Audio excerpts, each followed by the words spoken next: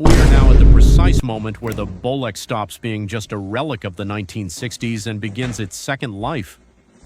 If you look closely at this modification, it's not just about removing metal or widening a gate, it's a surgical intervention. For a long time, the standard 16mm frame felt limited, boxed in by a history of television and amateur home movies.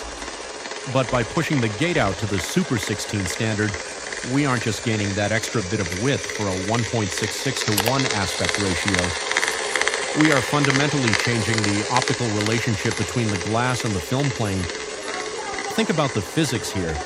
We are now utilizing the full image circle of our lenses, capturing details that were previously left in the dark, effectively falling off the edge of the frame. It's an exercise in extreme precision.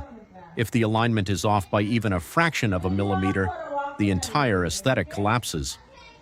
But when you get it right, when the registration pin hits that film with perfect mechanical rhythm, you get a texture, a depth, and an organic presence that digital sensors simply can't synthesize. This is the bridge between the analog heritage I respect and the cinematic vision